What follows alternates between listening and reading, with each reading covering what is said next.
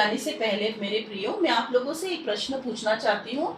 जैसे हमेशा हम वचन से शुरुआत में मैं आप लोग को पूछती हूँ, तो आप लोग मुझे बताइए कि प्रभु परमेश्वर की इच्छा जो हमें उसका जो हमारे लिए जो इच्छा है, जो हमारे लिए उसने बनाए रखा है, वो क्या है और वो क्या चाहते हैं हमसे। प्रभु क्या चाहते हैं कि हमें तो बहुत सारी इच्छाएं हम रखते हैं कि प्रभु मेरी बीमारी ठीक करो, प्रभु मेरी तकलीफों को निकालो, प्रभु मेरे जीवन में आइए। हम उनसे इच्छा रखते हैं, लेकिन क्या आप जानते हो कि परमेश्वर पिता का इच्छा आपके लिए क्या है। रोमियो 12:2 हम इस वचन में जाएंगे और हम जानेंगे कि प्रभु की हमारे जीवन में क्या इच्छा है और प्रभु हमसे क्या चाहते हैं। इस वचन में देखो, अगर आप लोग परमेश्वर की भली भावती और सिद्ध इच्छा को अनुभव कैसे अपनी जिंदगी में करोगे। परमेश्वर पिता चाहते हैं, हाँ, रोमियो का 12वां अध्याय और दूसरा वचन, अगर किसी को मिला है तो आप लोग पढ़ लीजिए। रोमियो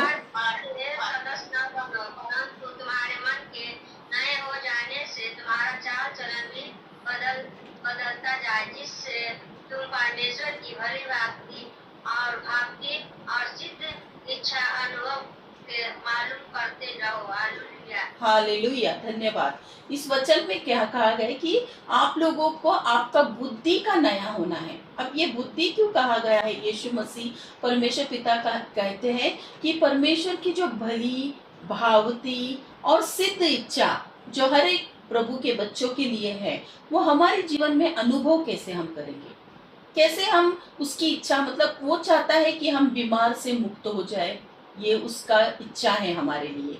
परमेश्वर चाहते हैं कि हम आशीषित रहे। परमेश्वर चाहते हैं कि हम अच्छी तरह आर्थिक रीति से भी हम आशीषित रहे। परमेश्वर नहीं चाहते कि उसके बच्चे गरीबी में, तकलीफ में, बीमार में रहे। लेकिन कैसे तुम परमेश्वर की भली और भावती और सिद्ध इच्छा अनुभव से मालूम करते रहोगे, किस तरह से करोगे मेरे प्रियो। आज हम गहराइयों में जाएंगे, आज हम सीखेंगे कुछ। जरूर ध्यान दे के सुनना, क्योंकि प्रभु ने कहा है कि मेरे बच्चों मेरे वचन पर ध्यान देकर सुनो, अपनी आंखों से ओझल होने ना दो और अपने हृदय में रखो, तब तुम अपने जीवन में आशीष पाओगे। तो आज का वचन आप सभी को छुटकारा देने वाला है। जो भी आप वचन सीख लोगे, समझ लोगे, मैं आपको कह रही हूँ कि आज आपका छुटकारा का दिन है। आज जो चाबी मेरी जिंदगी में आशीषमय हुआ, मैं वही आप लोगों को साझा कर रही हूँ। तो आप लोग ध्यान दीजिए मेरे प्रियो। तो प्रभु परमेश्वर की जो भावती इच्छा है वो है कि हम आशीषित रहे। हम इस पृथ्वी पर हमें यीशु मसीह ने छुटकारा दिया है। हम गाते हैं कि प्रभु आपने मुझे स्वतंत्र किया, आपने मुझे छुटकारा दिया। लेकिन क्या हम छुटकारे की जिंदगी जी रहे हैं। क्या आज हम बिना बीमार के, बिना तकलीफ में आशीष में जीवन जी रहे हैं। वचन में कहा है, इस संसार के सदृश ना बनो, परंतु तुम्हारी बुद्धि के नए हो जाने से। अब परमेश्वर पिता बुद्धि की बात क्यों कह रहे हैं, ध्यान दीजिए।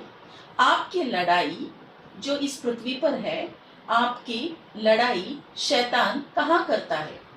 आप कहते हो ना कि हमारी लड़ाई शैतान करता है, हमारी जिंदगी में शैतान कर रहा है। ये सब कुछ चीज कहाँ पर कर रहा है शैतान ये लड़ाई, आपको पता है क्या। शैतान आपके सामने आके रुका है और आपको तकलीफ दे रहा है, मार रहा है, पीट रहा है, ऐसे कर रहा है। लड़ाई कहाँ पर हो रही है।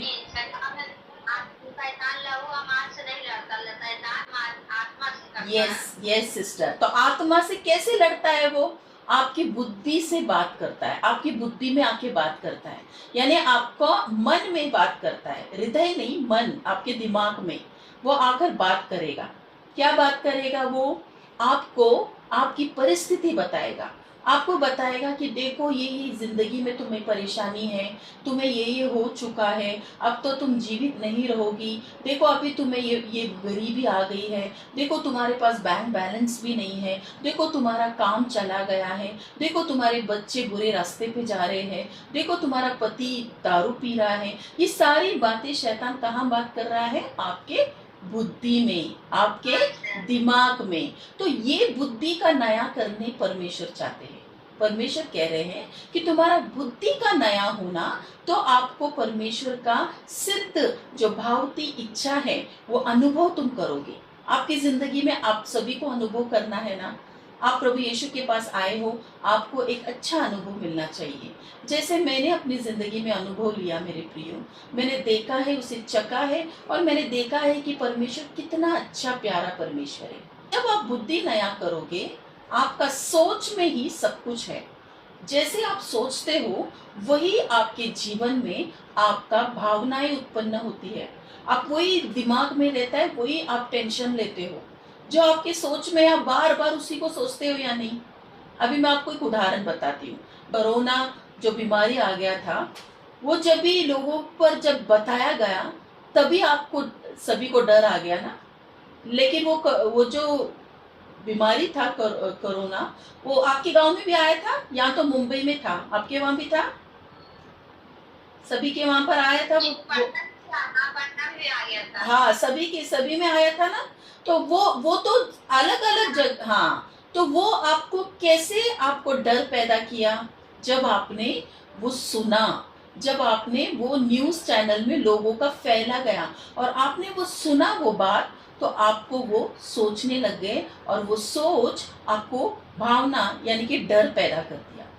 तो जब तक आप कुछ सुनते हो ना, तो वही आपको सोच में डालता है मेरे प्रिय। तो प्रभु कहता है कि सबसे मेन भाग है हमारा सोचना, हमारी बुद्धि। अगर तुम उसको नया करोगे, तो आपका जीवन आशीषमय होगा। तो ये हम बोलते रहते हैं, हमारी ये परिस्थिति है, हमारी ये है, वो है, लेकिन प्रभु कहते हैं कि मेरे वचनों पर ध्यान दे, मेरे वचन जो कहता है उस पर भरोसा रख, तो तेरी जिंदगी आशीषमय होगा। Hallelujah, praise the Lord.